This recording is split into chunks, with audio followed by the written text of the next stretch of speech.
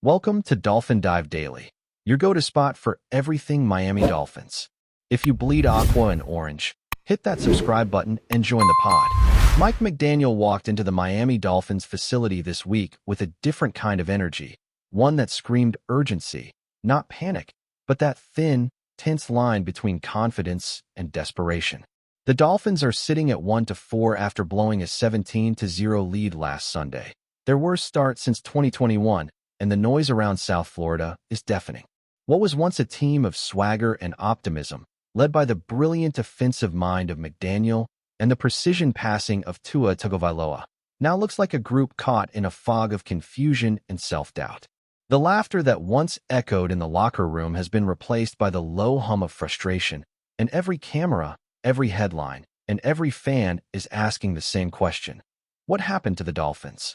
For Mike McDaniel, that question isn't rhetorical, it's personal. When he sat down in front of reporters earlier this week, his tone was more direct, his answers shorter, and his message clearer than ever before. Asked about Tua Tagovailoa's handling of the team's mounting pressure, McDaniel didn't reach for coach speak or empty motivational cliches. He delivered something far more powerful, a reality check. A bottom line, black and white. You're held accountable for the results while you're trying to get better. That's difficult, he said, eyes locked, voice firm. It was a statement loaded with meaning, not just for Tua, but for everyone wearing aqua and orange. Accountability. That's the word McDaniel used, and that's the word now echoing across every inch of Hard Rock Stadium. McDaniel knows exactly what Tua is going through. The 26-year-old quarterback has lived under the microscope since the day he arrived in Miami. From questions about his arm strength to debates over whether he's truly a franchise quarterback, Tagovailoa has endured every narrative imaginable. And now, after throwing 3 touchdowns last week only to watch his team collapse in spectacular fashion, the frustration is starting to show. No one wants to start the season 1-4. Tua admitted post-game, the pain visible in his expression. We've got to figure this out now. This feeling sucks. Those words, simple but raw, capture the current state of the Dolphins, a team that knows it's talented but can't seem to get out of its own way. The stats from last week tell a brutal story. After storming out to that 17-0 lead, Miami's offense flatlined, managing just 19 rushing yards, their lowest total since McDaniel took over in 2022. The defense, supposedly rebuilt for discipline and culture, gave up a staggering 239 yards on the ground, with Dallas rookie Rico Dowdle racking up a career-high 206 rushing yards. It wasn't just a loss. It was an unraveling, a slow-motion implosion that revealed cracks not only in the play calling but in the team's mentality. For McDaniel, it was the first time in his tenure that Miami lost a game after holding a 17-point advantage. The coach didn't sugarcoat it afterward either. "Unacceptable," he said. "That's on me. We have to be better, and it starts immediately." But while McDaniel is shouldering the blame, the outside world isn't being nearly as patient. ESPN's Jeremy Fowler summed up the situation perfectly during an appearance on The Rich Eisen Show. "McDaniel's seat is moderately hot."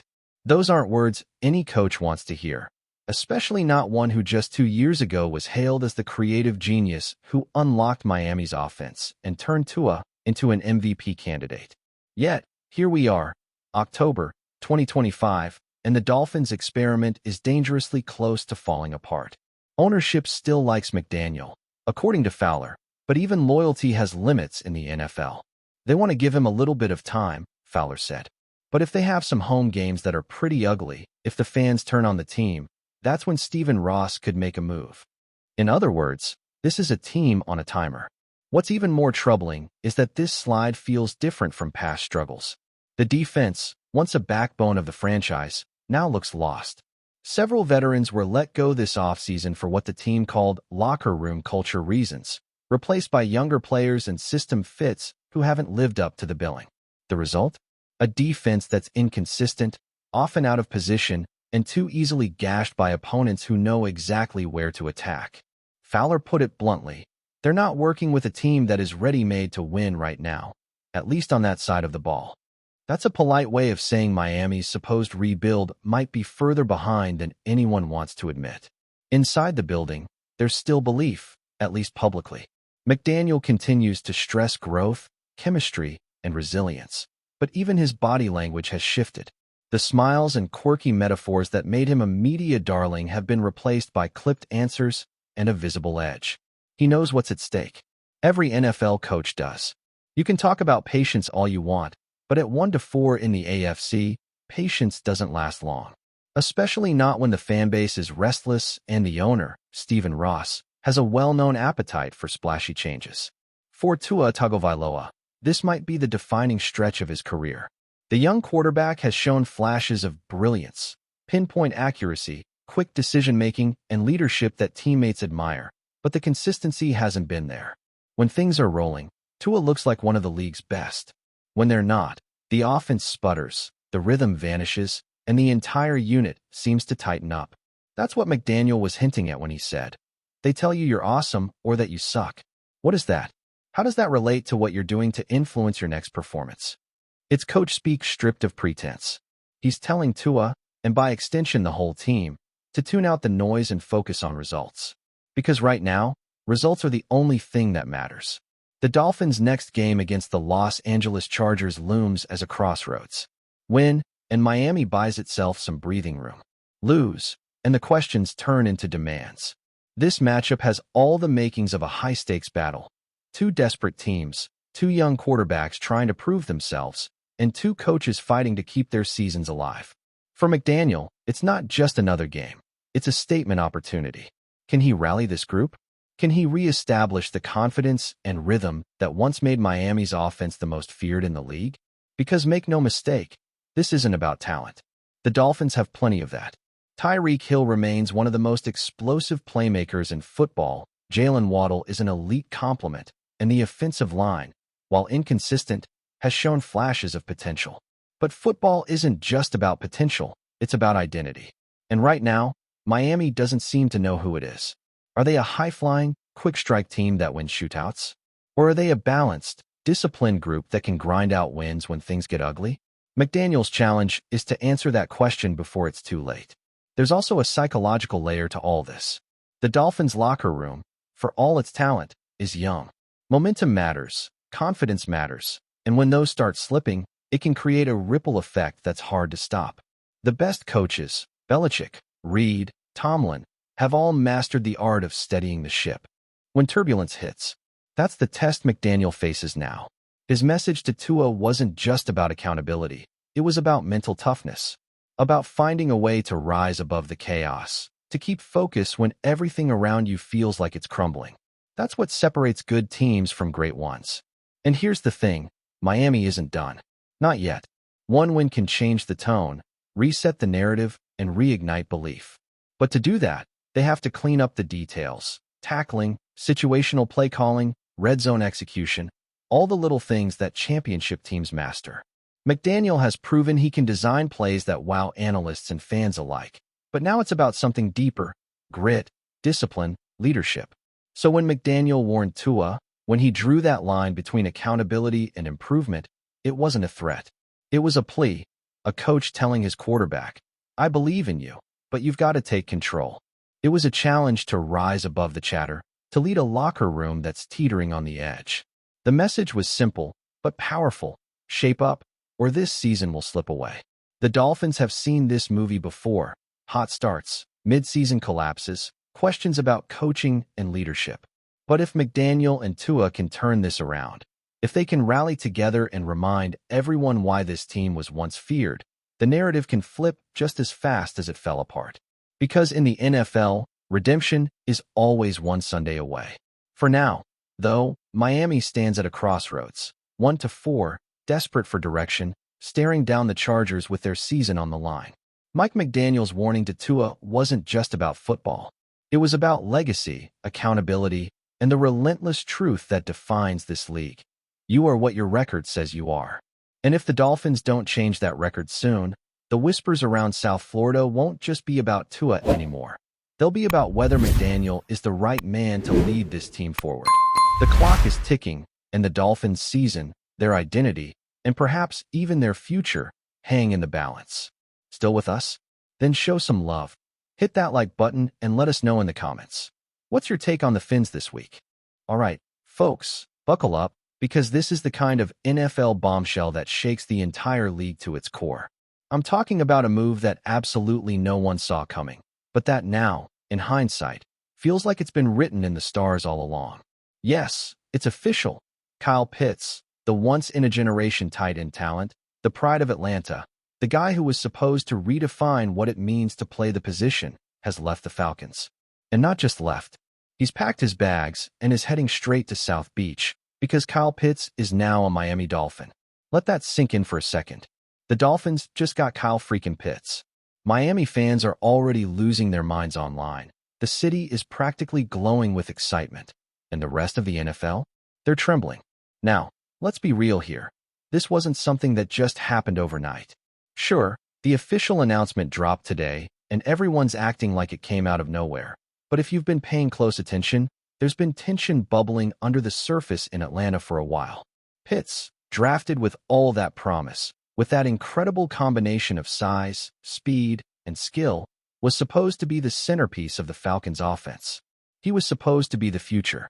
But instead, he spent the last couple of seasons trapped in a system that never really knew what to do with him. There were flashes of brilliance, absolutely, moments when he reminded everyone why he was drafted so high.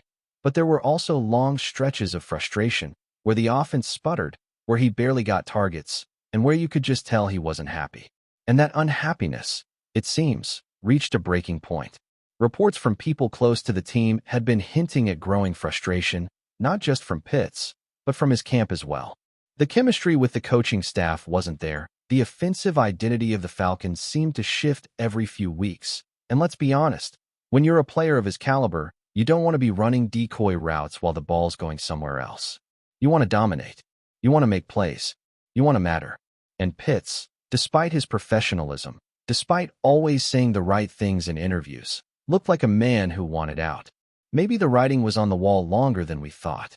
So when the news broke this morning, when that blue checkmark tweet popped up saying, Kyle Pitts has signed with the Miami Dolphins, social media absolutely erupted. Dolphins fans started flooding comment sections, posting highlight reels of Pitts at Florida, dreaming of him in that aqua and orange, running up the seams with Tua Tagovailoa dropping dimes into his hands. And honestly, you can't blame them for losing their minds. Because think about this offense for a second. Tyreek Hill, Jalen Waddle, and now Kyle Pitts? That's unfair. That's not even Madden level stacked. That's something beyond. You've got Hill, the fastest man in football, stretching the field vertically. You've got Waddle, elusive, dangerous in space, killing defenses with his quickness. And now you've got Pitts, this matchup nightmare, who can line up as a tight end, a slot receiver, or even out wide if you want him to. Good luck to any defensive coordinator trying to stop that. And it's not just about the talent, it's about the fit. Pitts needed a quarterback who could get him the ball in stride, who could anticipate his breaks, who could throw with touch over the middle. Tua's accuracy and quick release are tailor-made for that. Miami's system, built on timing, motion, and space, is going to give Pitts everything he's been missing in Atlanta. He's going to be moving around, lining up everywhere, becoming that Swiss Army knife that the Falcons never really unleashed. Mike McDaniel, the Dolphins head coach, is probably grinning from ear to ear right now. If there's anyone in the league creative enough to maximize Pitts' potential, it's McDaniel. The possibilities are endless. Of course, Atlanta fans are gutted. You can feel their heartbreak all over social media. They love Kyle Pitts. He was supposed to be their guy, their unicorn, the player who would usher in a new era after the Matt Ryan years. But after 3 seasons of frustration, it's clear that both sides needed a fresh start.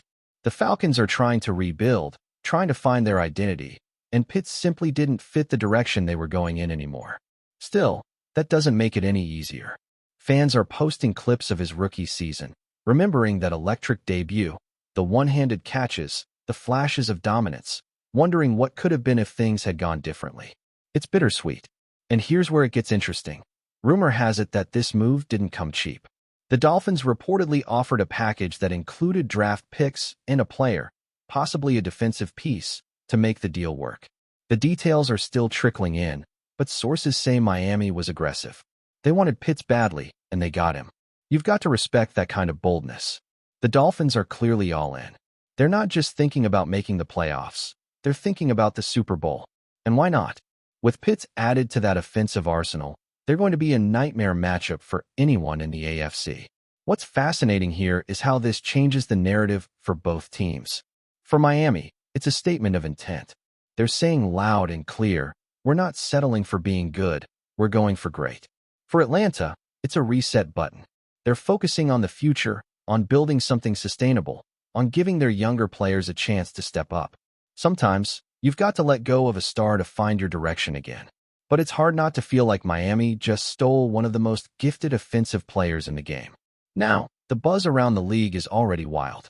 Analysts are scrambling to figure out how the Dolphins are going to use him. Fantasy football fans are already plotting their draft boards for next season, drilling at the thought of Pitts catching passes from Tua in that explosive offense. And then there's the chatter among players. Oh, you better believe they're talking about it.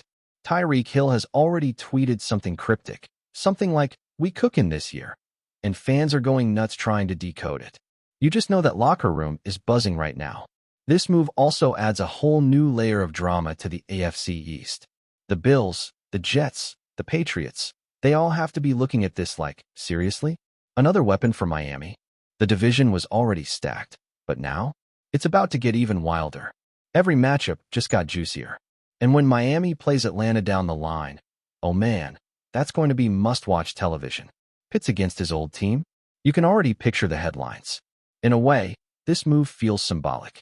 Pitts represents a new generation of NFL players who aren't afraid to chase the right fit, who want to maximize their potential, who don't want to waste their prime years in systems that don't showcase them. He's betting on himself, and honestly, it feels like the right bet. Miami gives him the platform, the coaching, and the quarterback to finally be who he was always meant to be. And the NFL just got a whole lot more exciting because of it. As the sun sets over Miami tonight, you can almost picture it. Kyle Pitts walking onto that practice field for the first time, wearing that Dolphins gear, the ocean breeze hitting him, a fresh start waiting ahead. The cameras flashing, the fans cheering, the energy electric. It's a new chapter, not just for Pitts, but for the entire Dolphins franchise. They've been building toward this moment for years, piece by piece. And now they might finally have the missing piece of the puzzle. So yeah, it's official. Kyle Pitts is a Dolphin. And the league? It's officially on notice. This isn't just a roster move, it's a power shift. Miami just turned their offense into a nightmare, and the rest of the NFL is going to have to figure out how to stop them. Atlanta loses a star, Miami gains a weapon, and the season ahead just got a whole lot more interesting. And if you're a Dolphins fan, tonight's not just another night. It's the start of something special. Get ready, because the Kyle Pitts era in Miami has officially begun. That's a wrap for today's dive. If you're loving the content, share it with a fellow Dolphins fan, hit subscribe, and turn on notifications so you never miss a splash. Fins up.